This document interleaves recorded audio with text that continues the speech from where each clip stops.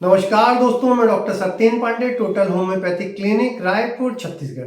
आज हम चर्चा करेंगे दिमाग के कुछ अनसुलझे पहलू पे और दिमाग के कुछ अनसुलझे अवस्थाओं पे। ये अवस्थाएं जैसे आप किसी के नाम को लेने में गड़बड़ी कर रहे हैं, या आप स्थान को पहचानने में गड़बड़ी कर रहे हैं, या लिखने में गड़बड़ी कर रहे हैं, या बोलने में गड़बड़ी कर रहे हैं, या आप गलत टाइम बता रहे हैं।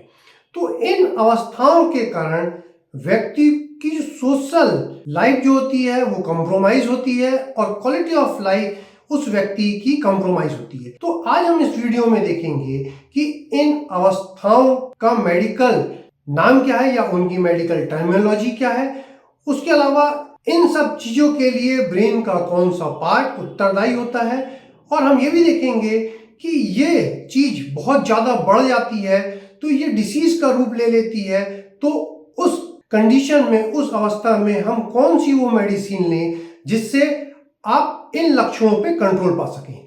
तो सबसे पहले हम इस वीडियो को स्टार्ट करते हैं, और जो सबसे पहली कंडीशन जो है वो सबसे पहली कंडीशन के बारे में हम डिस्कस करते हैं। तो जो सबसे पहली कंडीशन जो है वो कंडीशन जिसमें व्यक्ति स्थान पहचानने में या लोकेलिटी में मिस्टेक करता है, रिकॉग्नाइज करने में मिस्टेक करता है। तो सबसे पहले हमको ये देखना है कि ये जो स्थान रिकग्निशन का काम जो होता है ये ब्रेन का कौन सा पार्ट करता है। तो ये ब्रेन का जो हिप्पोकैम्पस नाम का जो पार्ट जो होता है वो आपके स्थान को रिकॉग्नाइज करने में और स्थान की गड़बड़ी को बचाने के लिए और स्थान को रिकॉल करने के लिए उत्तरदायी होता है। तो यदि इस हिप्पोकैम्पस में किसी कारण से कुछ डिसीज या इंजुरी या फिर कुछ दूसरे डिसीज कंडीशन या लक्षण जो होते हैं उत्पन्न हो जाते हैं, जिसके कारण इस हिप्पोकैम्पस में के कारण जो तो बहुत सारे सिम्टम के अलावा एक सिम्टम उत्पन्न होता है, उस सिम्टम में आदमी स्थान को रिकॉग्नाइज नहीं कर पाता है। तो इस स्थान रिकॉग्नाइज नहीं करने को मेडिकल साइंस में बोलते हैं टोपोग्राफिक एनोमिया।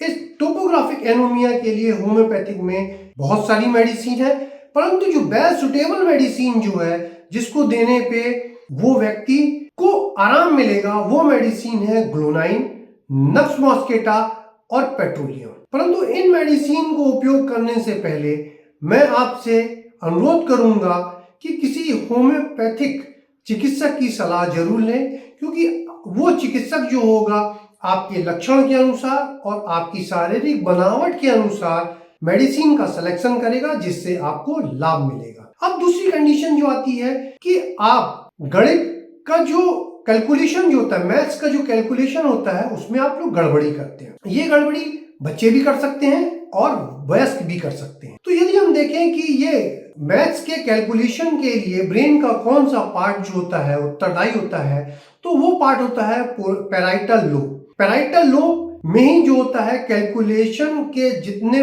प्रोसेस होते हैं या प्रोसेसिंग होती है वो वहीं पे होती है। तो यदि हम कैलकुलेशन में कोई मिस्टेक करते हैं तो उस कंडीशन को हम बोलते हैं डिसकैलकुलिया।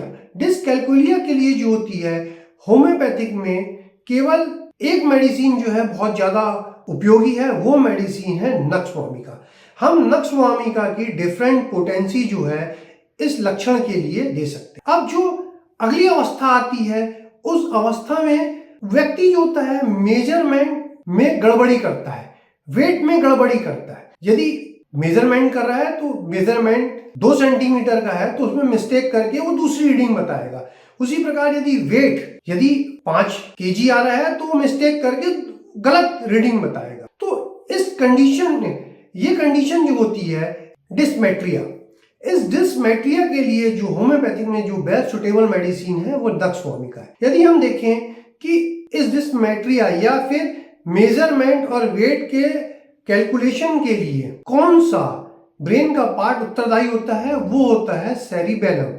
सेरिबेलम में कुछ गड़बड़ी के कारण ये डिस्मेट्रिया का लक्षण उत्पन्न होता है। अब हम आगे देखते हैं कि यदि बोलने में स्पीकिंग मिस्टेक होती है तो उसके लिए मेडिसिन क्या है। तो यदि स्पीकिंग मिस्टेक है तो उसके लिए मेडिसिन है 3C, Calcarea carb, chamomilla and China. तो इस मेडिसिन को देने के बाद पेशेंट अपने आप को बेहतर महसूस करता है। अब हम देखते हैं कि स्पीकिंग के लिए कौन सा ब्रेन का एरिया जो होता है वो उत्तरदायी होता है, तो उस एरिया को बोलते हैं ब्रोको एरिया। ये एरिया जो है एक फ्रेंच सर्जन थे, 1861 में उन्होंने जो है ये ब्रोको एरिया जो है बताया और इनके नाम से ही इस एरिया को जाना जाता है। अब हम देखते हैं कि इस जो स्पीकिंग मिस्टेक को क्या कहते हैं, उसको हम बोलते हैं डिसआर्थेरिया।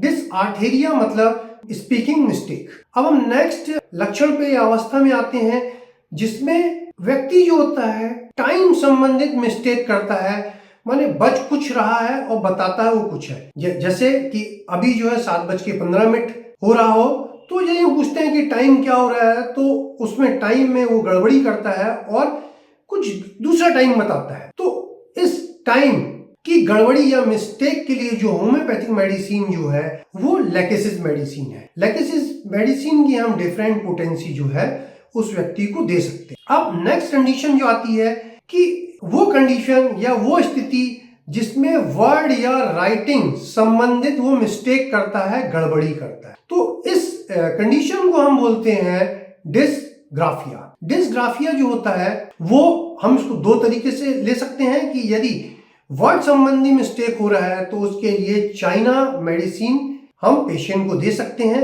यदि यही राइटिंग संबंधी मिस्टेक हो रही है तो इसके लिए हम लाइकोपोडियम, लैकेसिस और थुजा मेडिसिन दे सकते हैं। अब हम देखते हैं कि इस डिसग्राफिया के लिए जो होता है ब्रेन का कौन सा पार्ट जो होता है वो उत्तरदायी होता है। तो इसके लिए जो उत्तरदायी होता है वार्निक एरिया जो होता है वो इसके लिए उत्तरदायी होता है। ये वार्निक एरिया 1874 में एक जर्मन न्यूरोलॉजिस्ट थे कार्ल वार्निक, उनके नाम पे इस एरिया का नाम दिया गया है। अब हम अगली कंडीशन पे आते हैं, वो कंडीशन है रीडिंग मिस्टेक या रीडिंग में उसको जो होता है गड़बड़ी होती है, उस कंडीशन को हम डिस्लेक्सिया बोलते हैं।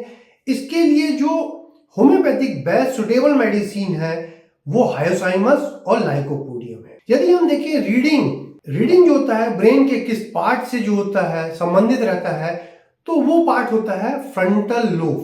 अभी आप देख रहे थे विभिन्न प्रकार के मिस्टेक और उसकी होम्योपैथिक मेडिसिन क्या है।